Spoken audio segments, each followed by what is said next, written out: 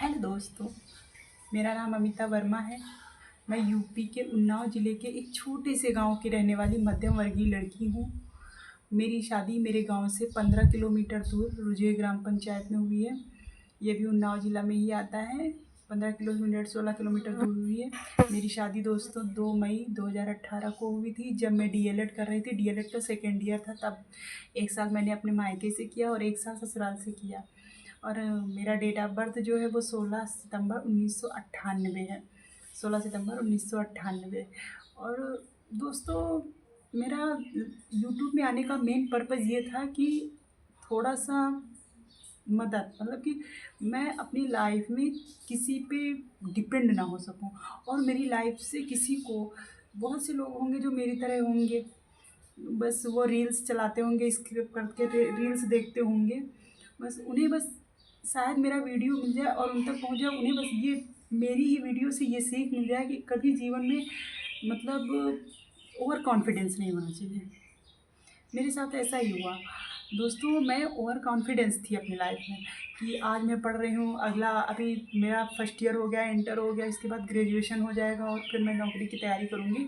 और मैं तो पढ़ने में अच्छी हूँ, तो मेरी नौकरी लग जाएगी, फॉर्म डालूँगी, पेपर दूँगी, ऐसा ऐसा, और एग्ज़ाम क्लियर हो जाएगा, मैं नौकरी लग जाएगी मेरी। ऐसा ही हुआ, पर किस्मत को ये मंजूर नहीं था मेरे दोस्तों। मेरी शादी हो गई जब मैं डीएलएड सेकेंड ईयर थी। 2 साल का कोर्स होता है। मैंने फर्स्ट ईयर मायके से किया और सेकेंड ईयर डीएलएड का सेकेंड ईयर मैंने ससुराल से किया।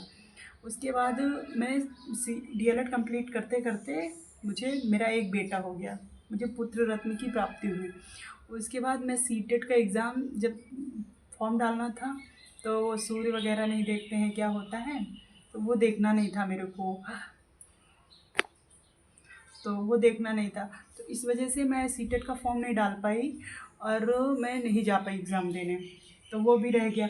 फिर नेक्स्ट ईयर क्या था कि बच्चा छोटा था, इस वजह से मैं नहीं डाल पाई फॉर्म, तो मैं नहीं जा पाई। साल में 2 बार कराया जाता है कंडक्ट सीटेट का एग्ज़ाम, पर मैं नहीं डाल पाई। और टीटी का तो उसके बाद से निकल ही नहीं रहा। जिस सन से मैंने किया, एक बार निकला, उसके बाद से नहीं निकल रहा। मैंने उस बार पेपर दिया बस एक बार, उस बार मेरा टीटी क्लियर नहीं हुआ। ठीक है दोस्तों, तो बस यही सब वजहें हैं। बच्चों की वजह से जा नहीं पाए। जब थोड़ा बच्चा बड़ा हुआ, 1 साल का हुआ, उसके बाद मैं छोटा बच्चा था, मैं मम्मी मेरी सास जी को देख के, मतलब मेरी सास उसको रखती थी सारा दिन। मैं एग्ज़ाम देने 2 बार गई मैं, पर किस्मत मेरी कि दोनों बार मेरा एग्ज़ाम क्लियर नहीं हुआ। दोनों बार मेरा एग्ज़ाम क्लियर नहीं हुआ और मैं ऐसे ही रह गई। और उसके बाद से क्या है, एग्ज़ाम भी क्लियर नहीं हो रहा है। और जिस बार मेरा एग्ज़ाम क्लियर हुआ सीटेट का, और उसके बाद से यूपी में जगह नहीं निकल रही, टीचर की वैकेंसीज़ ही नहीं आ रही हैं। तो और पता है, जब मेरा सीटेट रुकता था ना, सीटेट हो या कोई भी एग्ज़ाम, मैंने और भी एग्ज़ाम दिए हैं, जो भी एक एग्ज़ाम था उसका ऑर्डिनेंस का, उसमें मेरा क्या कहते हैं 3 नंबर से मतलब रुका, मतलब ऑर्डिनेंस में नहीं, किसी और में था, 3 नंबर से रुका। मैंने कहा लोगों का 1-1 नंबर से रुकता, मेरा तो 3 नंबर से रुक गया। मेरी किस्मत में ही नहीं है शायद ये सब। पर डीएलएड था, इसलिए मैंने जब डीएलएड किया, तो डीएलएड भी जगह नहीं निकली। पता नहीं वो भगवान को क्या मंज़ूर है। कहते हैं ना, वक्त रहते हुए सब कुछ कर लेना चाहिए। अगर आप वक्त रहते कुछ नहीं कर सकते, तो फिर समझ लो वक्त निकल जाएगा, आप कुछ नहीं कर पाएंगे। ये और मेरे साथ यही हुआ कि ओवर कॉन्फिडेंस और वक्त के रहते हम कुछ नहीं कर पाए। जब वक्त हो, ये भी क्या है, वक्त के रहते हैं ओवर कॉन्फिडेंस, कुछ किस्मत में भी नहीं था और कुछ समय भी वैसा हो रहा था। तो मैं बस दोस्तों ये कहती हूँ कि आज भी तो मैं बेरोज़गार हूँ, पढ़े लिखे, मतलब सब समझो बेरोज़गार हूँ। पर मैं ये चाहती हूँ आप लोगों का, मतलब आप लोगों का एक छोटा सा सपोर्ट मिल जाए बस। तो मैं अगर आगे अपनी पढ़ाई चीज़ें जारी कर सकूँ, तो उसमें मुझे किसी से पेंशन या पेन मांगने की ज़रूरत ना पड़े। वो मैं खुद से कर सकूँ। ऐसा नहीं है कि मेरी फैमिली वाले देंगे नहीं।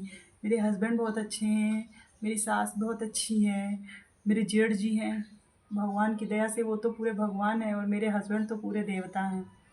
सासू मैया वो तो देवी का रूप हैं।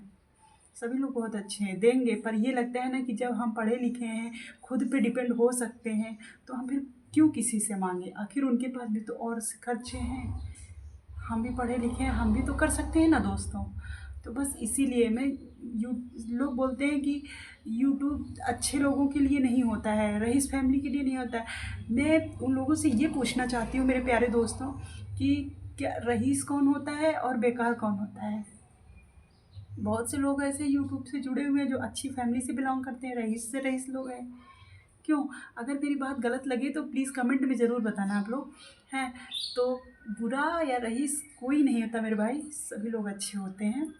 बस किसी का कुछ मतलब कुछ पर्पज़ होता है कहीं पे आने जाने का। मेरे पीठ पीछे लोगों ने बोला भी कि यूट्यूब पे मतलब रईस लोग आते हैं, क्या कर रही हैं ऐसे रईस फैमिली से ऐसा कुछ नहीं। तो मैंने उनको इग्नोर किया क्योंकि वो समाज है और मुझे खाने को नहीं दे जाएँगे वो। मेरे पास 2 वक़्त का नहीं होगा तो वो देने नहीं आएँगे मुझे। तो इसलिए मुझे किसी की नहीं सुननी चाहिए, जो मेरा दिल कहे बस मुझे वही करना चाहिए। हाँ, मेरे उसके पीछे मेरी फैमिली की बेइज़्ज़ती ना हो, कुछ ऐसा ना हो। तो मैं ऐसा कुछ नहीं बनाती हूँ जिसमें कि बुरा लगे या सामने वाले को गंदा लगे।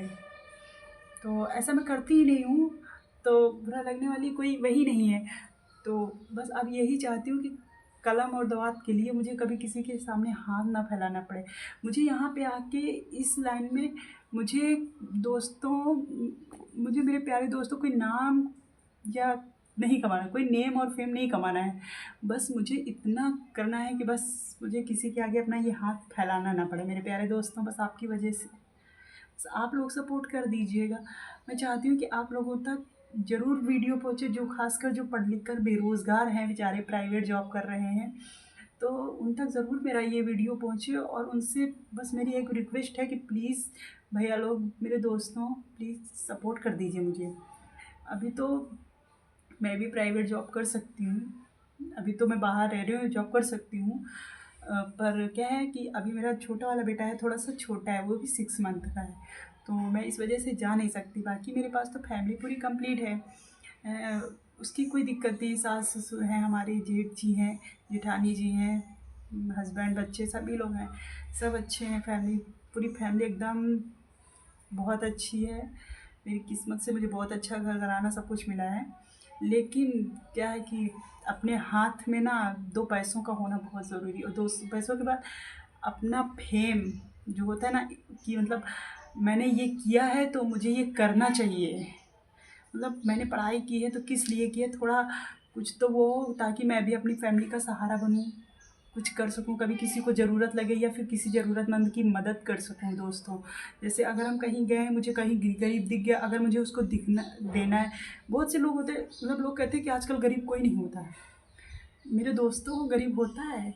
बहुत से लोग होते हैं रास्तों में विकलांग होते हैं, ऐसे पड़े जिनके घर वाले खेत देते, बाहर निकाल देते, खाने-पीने को नहीं देते। तो मेरा उद्देश्य मैं उन लोगों को कर सकूँ कुछ। अभी तक ना मैं शादी के पहले मैं कोचिंग पढ़ाती थी बच्चों को, फर्स्ट ईयर तक के बच्चों को मैं कोचिंग पढ़ाती थी। तो मैं जो पैसा मिलता था उसमें से कुछ मेरी दादी थी, उनको खिलाती-पिलाती थी। कुछ और सामान अगर खुद के लिए लिया, मैंने मम्मी-पापा के लिए खर्चा नहीं किया क्योंकि उन्होंने कभी मेरे से 1 रुपया नहीं माँगा। कभी कभी उन्होंने मेरा 1 पैसा भी नहीं खर्च लिया अपने खर्च के लिए। मैं खुद ही तब क्या था, 100 रुपये, 150 रुपये। उस टाइम तक फर्स्ट ईयर तक वाले 150 रुपये देते थे, छोटे वाले 8th 9th वाले 100 रुपये देते थे। तो क्या था, अपने मोहल्ले के लड़के थे ना, उनसे हम ज़्यादा माँग भी नहीं सकते। ये भी था ना, तब ये पर्पज़ था, पैसा कमाना नहीं था। तब ये था कि नहीं, मेरी वजह से नॉलेज है, किसी को मिलता रहे और मेरा भी नॉलेज देने से नॉलेज बढ़ता रहेगा, ये चीज़ थी। और अभी क्या है कि मतलब वही चीज़ है, अब ये है कि अब मैं कोचिंग पढ़ा नहीं सकती। तो तब जब मैं और बाकी जो बचते थे पैसे, मैं कोचिंग से मैं लोगों की मदद करती थी। आज भी मेरे एरिया में जाके देखो या मैं कहीं और दूसरी जगह जाऊँ, तो मैं उन लोगों की मदद ज़रूर करती थी। अगर स्कूल में ओसिया में जेडीवीएम में पढ़ती थी, वहाँ एक गाँव है ओसिया जेडीवीएम, जनक दुलारे, वहाँ पढ़ती थी। तो वहाँ भी अगर लंच बॉक्स लेके जाती थी, डेली तो नहीं, फिर वहाँ पे रूटीन था कि चेक करना, मतलब टीचर चेक करते थे कि कौन कौन लंच लाया है और कौन कौन नहीं लाया है। तो जो नहीं लाता था उसको मार पड़ती थी। तो मैं इंटर में थी, फर्स्ट ईयर इंटर, इसीलिए मैं लेके जाती थी। जब जब लेके जाती थी तो रास्ते में दादी मिलती थी ना, तो मैं दादी को दे देती थी। अब वो दादी नहीं है, नहीं मैं गाँव जाऊँ तो कभी मैं व्लॉग उनके साथ बनाऊँ, उसको शेयर करूँ आप लोगों को। वो बहुत दुआएँ देती थी। तो अच्छा, यही शायद है कि लोगों की दुआएँ भी मेरे साथ काम आ रही हैं काफ़ी, क्योंकि कभी-कभी और इतना वो हो जाता है कि क्या बताऊँ, वो दुआ ही काम आ जाती है बस।